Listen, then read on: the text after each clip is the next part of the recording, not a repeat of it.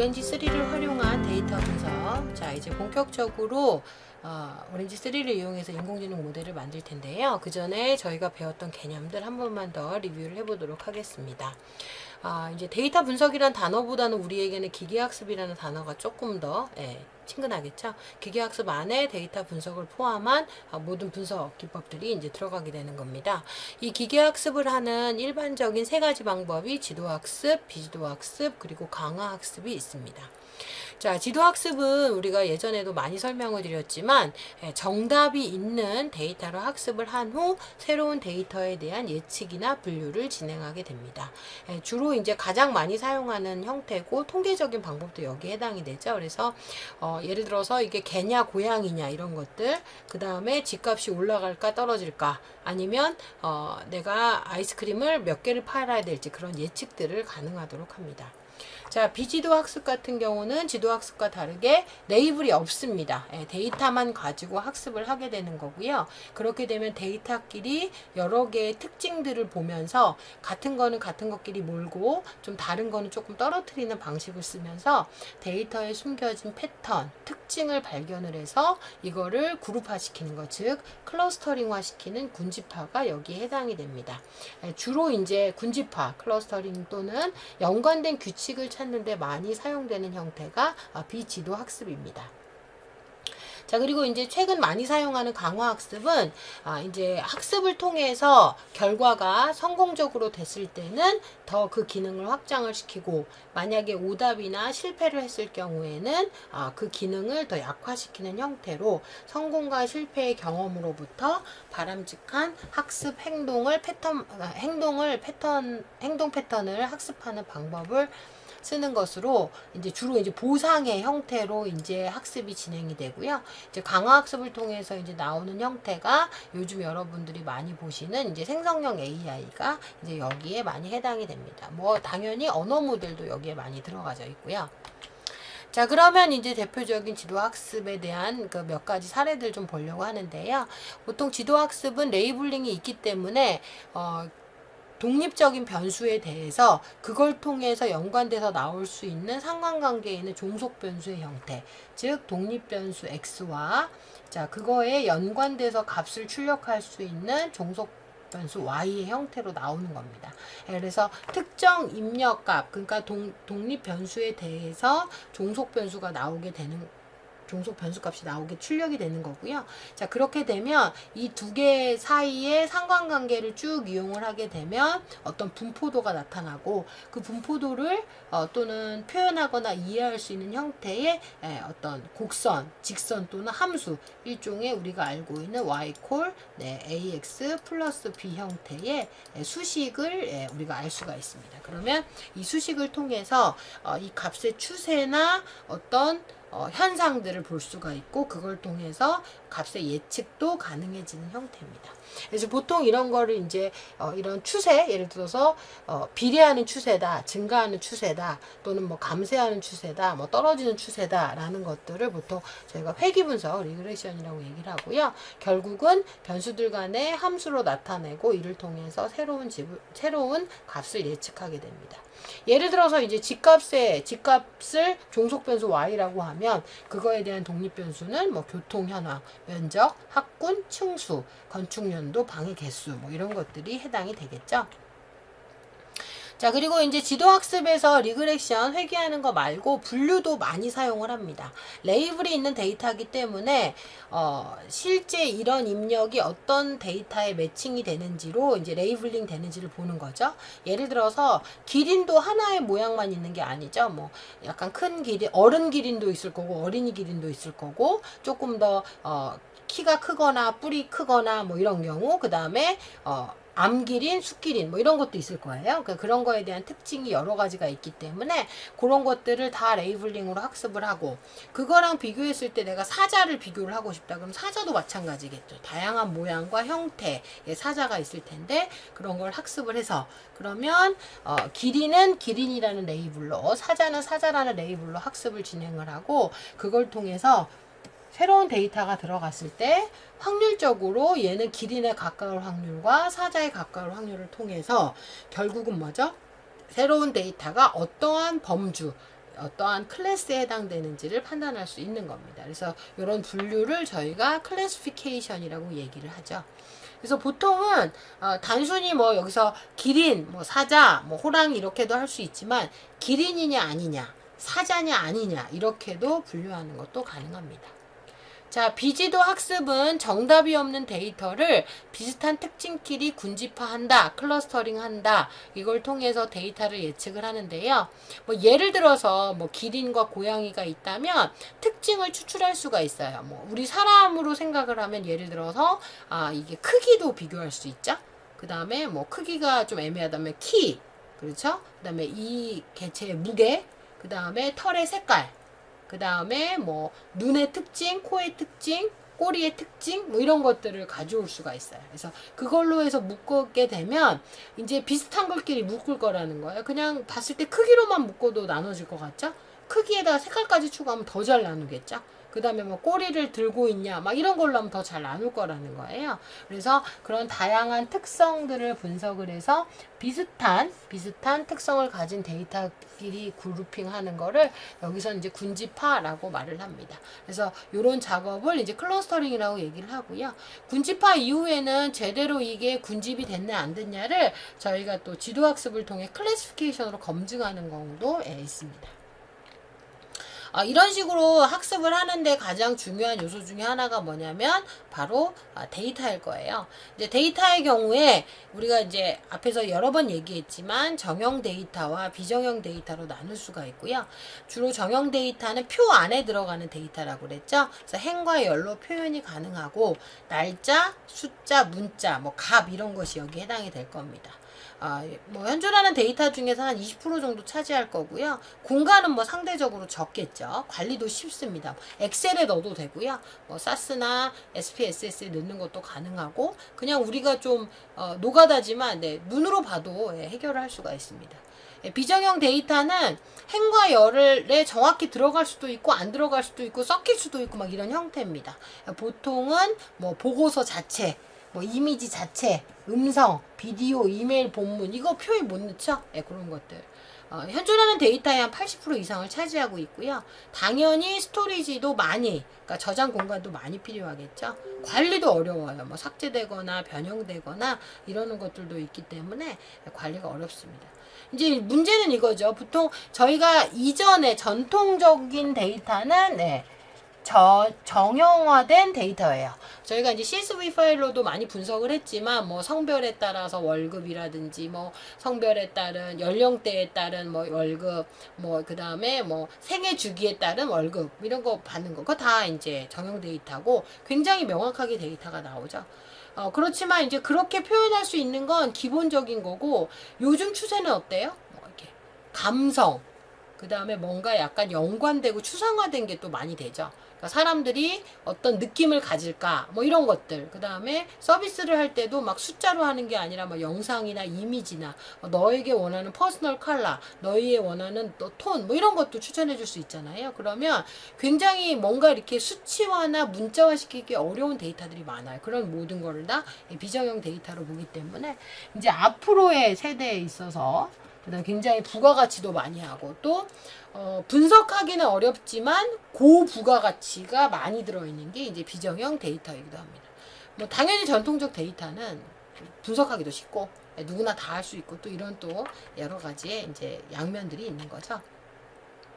자, 데이터만큼 중요한 건 이 데이터를 어떻게 분석하느냐에 있어서 데이터의 형식도 되게 중요해요. 그래야지만 효과적인 분석이 가능합니다. 이제 기본적으로 데이터는 크게 연속형 데이터와 범주형 데이터로 나눌 수 있습니다. 보통 이제 연속형 데이터는 뉴메릭 데이터라고 얘기를 하고요. 그 다음에 이제 범주형 데이터는 카테고리컬 데이터라고 얘기를 합니다. 쉽게 말하면 우리가 이제 종속 변수가 만약에 연속형이냐 범주형이냐 뭐 이런 거에 따라서 달라지겠죠. 그거에 따라서 뭐 종속 변수 또는 독립 변수의 형태도 우리가 여러 개의 형태로 구성을 해주고 좀 다르게 해야 되기 때문에 우리가 좀 이해가 많이 필요해요. 그래서 종속 변수가 연속형이냐 범주형이냐에 따라서 당연히 학습 방법도 달라지겠죠. 연속형 데이터는 수치 데이터예요. 보통 양적 데이터라고 얘기를 하는데요. 예를 들어서 특정 온도에 따른 판매량 20도일 땐 40개 팔리고 21도는 42개. 온도가 높을수록 많이 팔리니까 아무래도 뭐 무슨 뭐 아이스크림이나 또 여름에 잘 팔리는 뭐 과일이나 이런 게 아닐까라는 생각이 드는데 뭐 그런 건 알 수는 없지만 이 데이터만 보고는 자 이런 거는 온도가 올라가면 아무래도 판매량이 늘어나기 때문에 뭘 할 수 있어요? 회귀 데이터를 써야 된다는 겁니다. 그러니까 어떻게 상관관계가 있냐? 뭔가 온도에 따라서 판매량이 약간 비례한다. 정비례한다 또는 약간 비례한다 완전 비례한다 이렇게 볼 수가 있는 거죠. 자, 그 외에 예를 들어서 공부 시간에 따라서 합격과 불합격 이거 너무 좀 주관적이긴 하지만 딱 봤더니 21시간 정도까지 공부하면 대체적으로 불합격이고 22시간 넘겼더니 합격이더라. 그러면 이거는 예를 들어서 뭐 이렇게는 할 수 있겠죠. 24시간일 때는 합격이다. 그러면 21.5시간은 합격이냐 불합격이냐 이건 수치로 이렇게 뭐가 딱 나눠서 얘기하기 좀 애매해요. 그리고 예를 들어서 시간이 적게 공부해도 합격이 또 있을 수도 있는 거예요. 그래서 이런 데이터 같은 경우는 그냥 분류형으로 많이 씁니다. 주로 이제 시간이 이만큼일 때는 대체적으로 이렇다더라. 시간이 이럴 때는 대체적으로 합격이더라, 불합격이더라. 이런 식의 분류의 형태를 이제 주로 쓰게 되는 거죠. 그래서 연속형 데이터는 주로 이제 컨티뉴어스 데이터라고 얘기를 하고 뉴메릭 타입이고요. 값이 연속적이고 크기를 의미하기 때문에 산술 연산이 가능해요. 더하기, 빼기, 평균, 그 다음에 뭐 소팅 이런 것도 됩니다. 뭐 예를 들어서 키, 몸무게, 소득, 그 다음에 뭐 매출, 뭐 그 다음에 뭐 재고 가격 뭐 이런 것들 굉장히 많이 표현할 수 있는 일반적인 저희 데이터 뭐 요즘 많은 뭐 환율, 주식, 주가 지수 이런 것들도 다 연속형 데이터에 해당이 되겠죠. 자, 범주형 데이터는 이제 어떤 우리가 수차로 이렇게 약간 뭐라고 그러죠? 레이블링 하는 것처럼 라벨링 하는 효과는 있지만 그거 자체가 의미가 있지는 않아요. 예를 들어서 남자는 1번, 여자는 2번이라고 하면 뭐 남자 2명 더하면 여자가 되는 것도 아니고요. 근데 여자가 크거나 남자가 작다 뭐 이렇게 표현할 수는 없어요.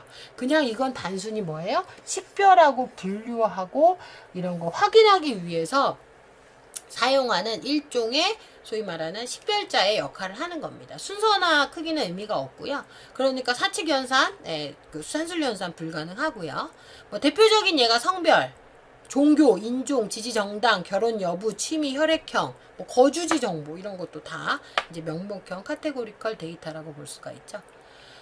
이 그 범주형 데이터가 요렇게 하는 그 우리가 명목형 데이터가 있고 또 하나의 형태가 있어요. 좀 특이한 형태인데 그게 뭐냐면 서열형 데이터라는 겁니다.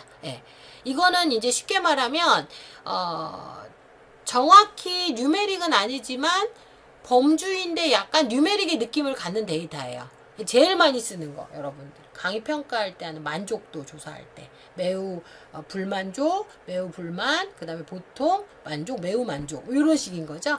그리고 또 앙케이트 조사할 때 뭐 좋다, 싫다, 뭐 있다, 없다 할 때 있다, 없다가 아니라 아예 없다, 뭐 전혀 아니다, 조금 아니다, 모르겠다 뭐 이런 거 있죠. 그런 단계별로 하는 데이터들을 저희가 서열형 데이터라고 부릅니다. 이제 변수 간에는 어떤 순서나 상관관계가 좀 있어요. 그래서 크고 작음이나 높음 낮음의 순위의 개념이 약간 들어갑니다. 산술 계산은 안 돼요. 예를 들어 불만족, 매우 불만과 불만 두 개를 더했더니 보통이다. 이건 아니에요. 이건 아니지만 약간의 강도라고 그래야 되나요? 그런 것들을 좀 표현할 수가 있습니다. 이제 대표적인 예가 만족도, 병의 단계, 뭐 그다음에 경제 수준이 있고요. 좀 예외적으로 석차나 학력도 약간 요런 개념으로 쓰는 것이 많이 있습니다. 예를 들어서 우리가 강사 만족도가 5에 가까울수록 어때요? 이 사람은 강사의 만족도가 뭐 점점 좋아지고 있다. 1로 갈수록 점점 안 좋아지고 있다. 이렇게 이제 표현을 하는 겁니다. 자, 기계학습 작업의 일반적인 흐름은 제가 여러 번 말씀을 드렸지만 문제를 정의를 먼저 합니다. 해결해야 되는 문제가 뭐냐는 거죠. 이제 아까 얘기해 드렸던 것처럼 저희가 엑셀 데이터를 갖고 했던 성별에 따른 평균 급여, 연령에 따른 평균 급여, 나이에 따른 평균 급여. 그건 뭐죠? 예를 들어서 성별의 차이에 따라서 급여를 알아보자. 그 다음에 어느 연령대가 가장 돈을 많이 버는지 알아보자. 이런 걸 하고 싶을 때 쓰는 거죠.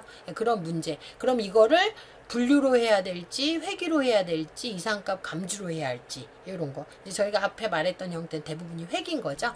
자, 그거에 맞는 데이터셋을 준비해 줄 필요가 있어요. 자, 데이터셋을 준비할 때는 데이터를 수집을 하거나 또는 필요한 경우 라이블링을 하고, 예, 이제 전처리, 뭐 결측치라든지 뭐 이런 것들을 저희가 좀 처리를 작업을 했었죠.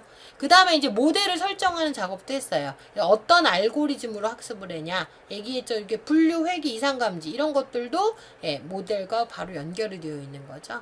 예, 그거에 따라서 적절한 모델의 훈련을 하고 그 다음에 그걸 바탕으로 새로운 값을 넣어서 평가까지 하는 과정이 있고, 이제 이런 과정이 이제 쭉 진행이 되면서 최종적으로 모델을 배포하는 것까지 하는 겁니다. 이제 보통은 이제 쭉 이렇게 다이렉트리 진행이 되는 게 아니라 정의했다가 데이터셋 준비했다가 모델 설정했는데 안 들어가면 또 여기로 갈 수도 있고, 그쵸? 왔다리 갔다리 할 수도 있고, 그 다음에 결국 갔더니 또 안 되더라 다시 갈 수도 있어요. 그래서 단계별로 많이 왔다 갔다 할 수 있다라는 거 기억하시면서, 네, 저희가 이제 분석 작업을 진행을 하면 좋을 것 같아요. 자, 이제 우리가 오렌지 3로 직접 이제 데이터 분석을 할 텐데요. 그 데이터 분석을 하기 위해서 여러 개의 분석 모델이 필요해요. 네, 이제 기계학습 모델인 거죠, 일종의. 그래서 저희가 사용하게 될 오렌지 3 모델의 그런 위젯을 좀 대표적으로 예를 들면, 이제 대표적인 선형 회귀, 예를 들어서 리니어 리그렉션 방식이 있습니다. 자, 리니어 리그렉션은 주로 많이 쓸 때 수치로 이루어진 변수들의 관계를 함수로 나타내고 새로운 값을 예측하는 거. 회귀 모델인 거죠. 예를 들어서 온도에 따른 아이스크림 매출, 또는 꽃의 잎사귀 모양을 보고 분류를 한다든지, 그런 작업들이 이제 여기에 해당이 돼요. 자, 로지스틱 회귀 같은 경우는 뭐냐면 똑같은 회귀인데, 선형 회귀는 값을 매칭하는 형태고요. 얘는 입력값을 결합해서 어떤 사건의 발생 가능성을 확률적으로 예측하는 거예요. 그러니까 예를 들어서 얘는 이날에는 아이스크림이 팔릴까 안 팔릴까 이렇게. 이거는 이 꽃일까 아닐까 이렇게. 그러니까 뭔가 이렇게 회귀하는 형태가 조금 다르죠. 그리고 얘는 그럴까 안 그럴까 이런 약간 트루 폴스처럼, 예, 그런 형태로 보여주는 것을 로지스틱 회귀라고 합니다. 자, 그 다음에 이제 KNN 모델이 있는데요. KNN은 이제 최근접 이웃 모델이라고 그래서 K Nearest Neighbors 모델이라고 얘기를 하는데요. 요거는 새로운 데이터가 들어왔을 때 데이터 간의 거리를 보고 가까운 데이터로 확인 분류하는 작업이에요. 아까 우리 클러스터링 할 때 잠깐 예를 들었는데, 어떤 데이터가 들어왔는데 그 데이터의 특성이 인접한 애들과 비교를 해서, 예를 들어서 A에 더 많이 인접했다면 얘는 A인 것 같다. B에 더 많이 인접을 했다. 그럼 B인 것 같다. 이렇게 얘기를 해주는 겁니다. 동물도 마찬가지예요. 들어왔더니 얘는 굉장히 덩치가 크고 털도 노란색이야. 그러면 기린에 가깝겠다죠. 얘는 고양이일 확률은 적어지는 거고요. 그렇게 하는 거를 KNN 모델이라고 얘기를 합니다. 그리고 이제 이름은 비슷하지만 전혀 다른, 네, 약자로 비슷할 땐 NN 모델이라고 보통 얘기하는데요. 인공신경망 모델입니다. 자, 우리가 예전에 얘기했을 때 인공지능은 크게 머신러닝하고 딥러닝으로 나눌 수 있고, 광활하게 가장 포용되는 개념은 인공지능이고, 그 안에 데이터가 학습을 통해서 일어나는 걸 머신러닝이라고 불렀고, 머신러닝 모델 중에서 인간의 신경망을 쓰는 애들을 뭐라고 불렀죠? 딥러닝이라고 불렀죠. 그 딥러닝이 소위 말하는 뉴럴 네트워크 모델이라고 얘기를 할 수가 있습니다. 그래서 아티피셜 뉴럴 네트워크는 가장 기본적인 인공신경망 모델이에요. 그래서 여기는 인간처럼 입력층과 출력층의 개념을 두고 그 사이에 은닉층을 정의를 해서 학습을 하는 모델을 사용을 하고요. 주로 회귀 분류, 다 가능한 형태도 씁니다. 그리고 요즘에 많이 사용하는 비전, 그러니까 이미지 분류나 이럴 때도 많이 사용하는 모델이, 네, 여기에 NN 모델에 해당이 됩니다. 자, 그러면 이제 저희가 기본적으로 이제 지도학습 기반의 회귀 모델을 한번 해보려고 하는데요. 예, 저희가 이번 시간에 워밍업 차원에서 아주 쉬운 모델을 하나만 돌려보려고 그래요. 그게 뭐냐면 바로 아이스크림 판매량을 한번 예측해 보는 겁니다. 아주 간단한 형태, 아주 쉬워요. 자, 우선 우리의 목표, 문제 정의 먼저 해보도록 할게요. 자, 우리의 목표는 평균 기온에 따른 아이스크림 판매량을 예측하는 겁니다. 어떤 날은 재료가 부족해서 손님을 놓치고 어떤 날은 재료가 남아서 버려야 했어요. 이 문제를 해결하기 위해서 데이터를 꼼꼼히 기록해서 분석해서 온도에 따라서 판매량이 달라진다는 걸 알게 됐어요. 당연하겠죠. 아이스크림은 아무래도 더우면 더 많이 먹게 되는 거니까. 그래서 그렇다면 뭐 그거 말고도 요소는 많이 있겠지만 그것만 가지고 본다면 온도만 알면 우리가 판매량을 예측할 수가 있다는 거예요. 자, 그러면 우선 독립변수는 어떻게 될까요? 네, 독립변수는 평균 기온이 되겠죠. 예, 과거의 평균 기온에 따른 종속변수는 뭐예요? 아이스크림의 판매량이 되는 겁니다. 평균 기온 X에 아이스크림 판매량 Y가 되는 거고요. 예, 그래서 예를 들어서 평균 기온이 판매량은 선형적일 것이다. 원래는 선형은 안 되겠죠. 약간 곡선이 될 수도 있지만 이제 대체적으로 비례할 거다라는 거죠. 근데 비례가 정비례냐, 급격한 비례냐, 느슨한 비례냐는 저희가 이제 알아봐야 되는 거고요. 그래서 얘는 지도학습으로 할 거고, 왜냐? Y가 되어 있죠? 아이스크림 판매량 정보가 있기 때문에 레이블링이 되어 있고요. 예측을 해야 되기 때문에 회귀 분석을 할 거예요. 그래서 보통 X 독립변수는 피처라고 얘기를 합니다. 특성이라고 얘기를 하고요. Y는 레이블이라고 얘기를 합니다. 자, 우선 특성, 기온도 어차피 뉴메릭 데이터고 그 다음에 아이스크림도 뉴메릭 데이터입니다. 둘 다 수치형 데이터를 가지고 있습니다. 이제 보통 이제 선형적인 관계다라고 얘기를 하면 일관성 있게 관계가 유지되는 걸로 올라가면 올라가고 내려가면 내려간다. 이제 비례 반비례의 관계를 갖는다는 걸 보통 얘기를 하는 거죠. 자, 이제 회귀 분석이란 얘기를 많이 했는데 그럼 진짜 회귀 분석은 뭐예요? 라고 물어보면 데이터를 가장 잘 설명하는 모델을 찾아서 입력값에 따라서 결과를 예측하는 방식입니다. 그 중에 한 방식이 회귀 분석이고요.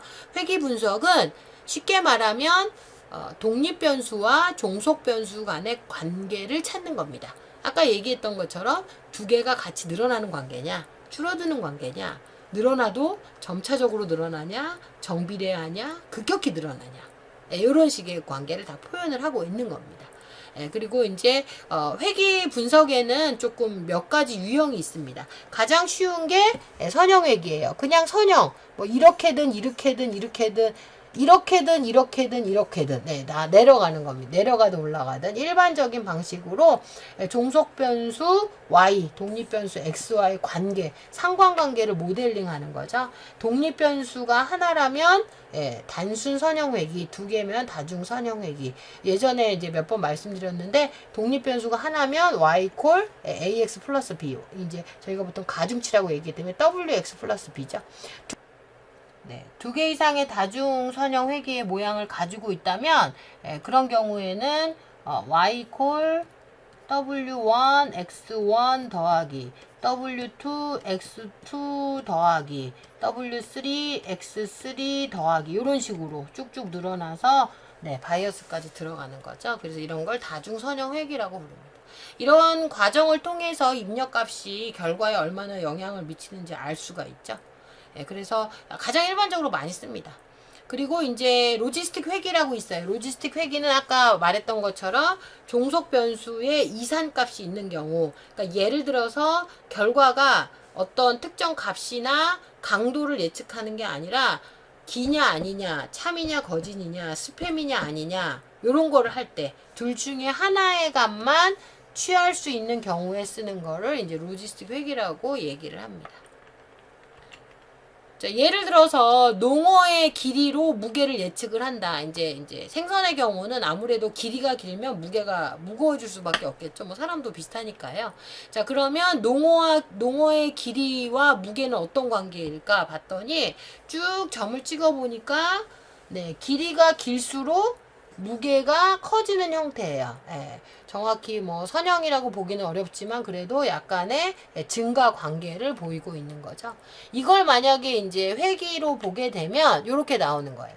농어 데이터를 가장 잘 표현하는 건 어떤 거냐? 자, 예를 들어서 우리가 선형 회기를 하게 되면 선으로만 그려야 되니까 그 다음에 A 스타일, B 스타일, C 스타일 나올 수가 있는데 어디에 가까울까요? 당연히 B에 가깝겠죠. 그래서 A로 하면 잘 못 맞추겠죠. C로 하는 완전히 틀린 값이고 B는 좀 못 맞추는 애들도 있지만 대체적으로 맞출 수 있다는 거예요. 그렇죠? 그래서 예를 들어 새로운 입력이 딱 오면 네, 아 여기에 가까우니까 이 값이겠구나 이렇게 알려줘요. A 같은 경우는 여기에 값이 오면 뭐예요? 이 값으로 알려줘. 그럼 틀려져. C도 이 값을 Y 값이 이걸 알려주기 때문에 굉장히 오차가 오차가 굉장히 크다는 거죠. 그래서 B가 정확하게 이제 선형 회기를 할 수 있다는 걸 알 수가 있어요. 그래서 데이터 값이 분포를 할 때 만약에 예를 들어서 좀 더 세밀하게 조정을 할 때 빨간 게 좋을까, 파란 게 좋을까, 보라색이 좋을까라고 본다면 실제로 본다면 값의 차이가 적어야 되는 거예요. 아까 보여드렸던 것처럼 이 값의 차이, 그거를 쭉 계산을 하니까 아마도 보라색하고 빨간색보다는 이제 파란색이 좀 좋은 모델이겠죠. 이런 식으로 저희가 회기 분석을 해줄 수가 있습니다. 자, 이제 아이스크림 판매량 예측을 한번 해보려고 그러는데요. 여러분들 강의록에 있는 파일 중에 트레인 언더바 아이스크림 엑셀 파일하고 테스트 언더바 아이스크림 엑셀 파일을 받으실 수가 있어요. 자, 이제 학습 데이터에 해당하는 트레인 데이터는 당연히 온도, 이게 독립변수였죠? 그거에 따른 판매량 X, Y가 있고요. 그 외에 뭐 날짜, 요일, 마감 시간 이런 것도 중요해요. 아니요, 그냥 이거는 뭐 우리가 무시하는 그냥 피처입니다. 우리에게 중요한 건 온도라는 피처만 중요하고요. 그에 따른 레이블링인 판매량, 요 Y만 중요한 거죠. 요 두 개의 데이터를 입력을 하면 오른쪽에 있는 표같이 아마 나올 거예요. 그러면 그것이 이제 어떤 식으로 리그레션이 되는지 한번 봐야 되고요. 실제 테스트 데이터에는 보시면 날짜, 요일, 온도가 있는데 요건 뭐 날짜, 요일은 그렇게 중요하지 않아요. 우리에게 중요한 건 뭐죠? 우리는 온도를 기준으로 보려고 했으니까 실제 20도에는 몇 개가 판매될지 21도에는 몇 개가 판매될지를 보는 겁니다. 여기 보시면 온도에 있는 것도 있고 아마 있는 것도 20도라는 온도도 있지만 뭐 21도, 22도 이런 건 없죠. 26도, 27도도 없어요. 과연 이걸 잘 예측하는지 한번 확인을 해보도록 할 거예요. 실제 모델링을 하게 되면 다음과 같은 모양을 갖게 되는데요. 요거는 이제 실습을 통해서 제가 설명을 드리도록 하겠습니다. 자, 그러면 잠깐 우리가 오렌지 3를 실행을 하고 나서 실습을 계속 진행하도록 하겠습니다. 자, 오렌지 3를 실행하고 강의록에서 다운받으신 트레인 데이터와 테스트 데이터 다 다운을 받아주시기 바랍니다.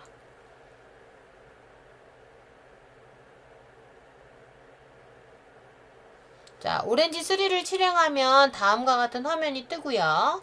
그 다음에 우리는 우선 학습을 먼저 해야 되겠죠. 그래서 트레인 데이터를 먼저 가져올 건데 트레인 데이터는 데이터 탭에 있는 가장 비슷한 거 엑셀 파일이었죠. 저희는 그냥 파일로 가져오도록 하겠습니다. 자, 그리고 이 파일을 더블 클릭하면 이 파일의 원본 내용을 불러올 수가 있어요. 그래서 여기 보시면 위에 파일에 얘의 경로가 나오는데 여기서 점점점을 누르셔서 실제 어떤 데이터를 가져올지 결정하시면 돼요. 저는 편의상 지금 바탕화면에 가지고 왔기 때문에 바탕화면에 있는 트레인 아이스크림을 가져오도록 하겠습니다. 자, 트레인 아이스크림을 갖고 오면 여기 데이터가 이렇게 보일 거예요. 여기 보시면 실제로는 각각의 필드 날짜, 온도, 날짜, 요일, 온도, 판매량, 마감 시간, 휴일 여부가 실제 내용을 보는 거는 저희가 다음 예제에서 해볼 거고 여기서는 그냥 요걸 직접 엑셀을 눌러서 한번 내용을 열어보셔도 돼요. 눌러서 열면 우리가 그 강의록에서 봤던 것처럼 날짜, 요일, 온도, 판매량, 마감 시간, 휴일 여부 뭐죠? 소위 말해서 테이블의 레이블, 그러니까 머리글이죠. 머리글이 다 표시가 되고 그 다음에 자동화 시켜서 얘가 데이터 타입을 다 정의해요. 날짜는 날짜 형태인가 봐요. 요일은 카테고리컬 데이터. 왜냐면 그냥 문자열이니까 그렇게 표현한 것 같아요. 그 다음에 숫자, 그 다음에 날짜. 얘는 시간으로 정보가 되어 있기 때문에 데이트 타임이고, 그 다음에 이제 마지막으로 휴일 여부는 아무것도 안 써있고 하나만 1이니까 카테고리컬인 것 같다 해서 아마 이렇게 설정이 되어 있는 걸로 보입니다. 그래서 요 데이터 중에서 이제 중요한 게 뭐냐면 우리가 요 데이터를 가지고 올 때 어떤 거를 가지고 오느냐가 중요해요. 그래서 보면은 날짜랑 그 다음에 요일, 온도 여기서 저희가 손으로 수정하는 것도 가능하고요. 타입도 필요한 경우에 바꿀 수가 있습니다. 자, 그런데 이제 제일 중요한 건 여기는 롤이에요, 롤. 이게 어떤 역할을 하냐는 건데, 우리가 중요하게 생각하는 건 뭐였죠? 온도에 따른 판매량이었어요. 그렇죠? 온도가 뭐였죠? 피처였어요. 그렇죠? 판매량이 뭐였죠? 네, 결국은 레이블이 되는 거죠. 근데 여기서 레이블이라는 말을 안 쓰고요. 타겟이라는 말을 씁니다. 얘가 타겟이 되는 거고. 자, 그리고 요일, 날짜, 마감 여부, 휴일 여부도 고려하기로 했어요. 아니요, 고려 못해요. 문제도 너무 복잡해지고 날짜에 따라서 판매하는 거 하려면 통계가 훨씬 더 많아야 되니까 안 돼요. 그래서 요 롤은 저희가 스킵을 하거나 무시하는 거죠. 또는 메타는 이제 부가적인 정보, 이제 둘 다 의미가 없어요. 스킵으로 다 표시를 하겠습니다. 얘를 스킵으로 표시를 해주시면 데이터 분석할 때 얘를 전혀 사용하지 않아요. 메타도 사용하지 않습니다. 스킵으로 설정을 해주시고 어플라이를 눌러주시면 여기에 데이터가 5개가 들어간 걸 확인하실 수가 있어요. 총 5줄이었죠. 자, 그리고 이제 편의상 요 데이터셋의 이름을 리네임 기능을 사용을 하셔서 저희가 이제 트레인 언더바 아이스크림이라고 저희가 적어줄게요. 그냥 파일 1, 2, 3 하면 너무 헷갈리니까요. 자, 그리고 나서 요게 어떤 분포도를 갖는지가 궁금해요. 아까 이제 엑셀 표 같은 게 하나 있었으면, 차트 같은 게 하나 있었으면 좋겠다죠. 그러면 비주얼라이즈에 가셔서 제일 많이 쓰는 게 이제 스캐터 플롯입니다. 이제 스티커는 이제 산점도라고 그래서 분포도를 이제 보여주는 거예요. 그러면 여기 보시는 바와 같이 출력, 입력이 됐죠? 이걸 이렇게 쭉 연결을 해주시면 연결이 되고요. 스캐터 플롯은 실시간으로 바로 계산이 되고 데이터가 들어간다라고 아예 써있죠? 더블 클릭을 하면 보시는 바와 같이 저희가 설정한 온도에 따라서 판매량이 어떻게 되는지가 이제 쭉 표시가 됩니다. 그죠? 자, 그 다음에 요거는 이제 비주얼라이즈, 이거는 그냥 보여주기 위한 거예요. 보여주기 위한 거고, 실제 회귀 분석 모델을 써야 되니까, 그거는 어디 있죠? 모델에 있겠죠. 모델에 가셔서, 우리는 선형 회귀, 리니어 리그레션을 하기로 했어요. 리니어 리그레션을, 드래그를 해주시고요. 그 다음에, 요 트레인 데이터를 다시 한번 여기다 넣어주세요. 출력이 2개, 3개 돼도 상관없습니다. 그러면 데이터가 흘러 들어가는 게 보이고, 그 다음에 그냥 예의상 더블 클릭 해볼까요? 뭐 알 수 없는데 뭐가 쭉 나와요. 이거는 선형회귀 모델의 다양한 옵션이라고 보시면 돼요. 저희가 이제 또 나중에 시간이 되면 설명을 드리도록 하겠습니다. 자, 그 다음에 이제 여기 학습이 다 끝났어요. 그러면 학습이 끝났기 때문에 믿을 수 없지만 저희가 이제 예측을 해봐야겠죠. 그래서 이걸 예측을 하기 위해서는 트레인 데이터 말고 다른 데이터로 해야 돼요. 원래 알려준 정답을 가지고 저희가 학습을 하게 되면 이제 당연히 그걸 100% 맞추기 때문에 그거를 안 하기 위해서 저희가 새로운 데이터를 넣을 겁니다. 그래서 데이터 탭으로 가셔서 파일을 하나만 더 넣어주시고요. 그 다음에 얘를 더블 클릭하셔서 이번에는 사용하지 않은 테스트 데이터를 넣어보도록 하겠습니다. 말씀드렸던 것처럼 테스트 데이터는 어떻다고 그랬죠? 100% 답이 없어요. Y가 없고 타겟이 없고 피처만 있는 겁니다. 그래서 지금 요일은 스킵하시면 되고요. 날짜도 스킵하시면 되겠습니다. 온도만 알고 있어요. 답을 몰라요. 온도만 있고 우리는 판매량을 알고 싶은 거죠. 어플라이 해주시면 8개 데이터가 들어가는 게 나옵니다.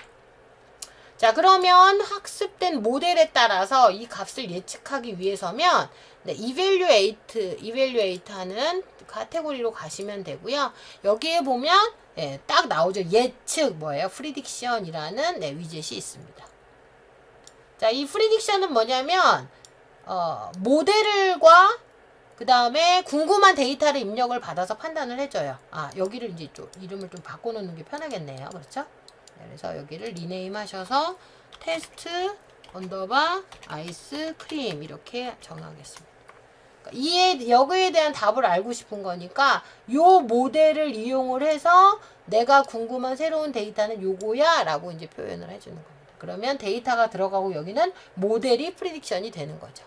그러면 혹시 모르니까 프리딕션 누르면 쭉 나와요. 대략 나옵니다. 그래서 이게 뭔가 리니어 리그렉션을 쭉 했더니 온도 이거에 따라서 이렇게 뭐예요? 값을 예측했다는 얘기예요. 얼핏 봐도 온도가 낮으면 판매량이 적고 온도가 높아질수록 판매량이 많아지는 걸 알 수가 있죠. 이거 이렇게 보면 좀 너무 불쌍하잖아요. 예, 좀 제대로 봐야 되니까 다시 한번 비주얼라이즈로 가셔서 스캐터를 가지고 오시고요. 스캐터로 얘를 보게 되면 차트로 예쁘게 보여줄 거예요. 그래서 온도가 20도일 때는 40개, 그 다음에 온도가 21도일 때는 뭐 42개 이런 식의 추세를 보여주는 거를 보여주고 있습니다. 너무 모양이 단순한 거 아니에요? 라고 저한테 물어보실 수도 있는데요. 데이터 개수가 너무 작아요. 실제 트레인 데이터도 5건밖에 안 되고요. 테스트 데이터는 8건, 이거 말도 안 돼요. 입력 데이터보다 검증 데이터가 더 많은 거, 평가 데이터가 더 많긴 좀 어렵거든요.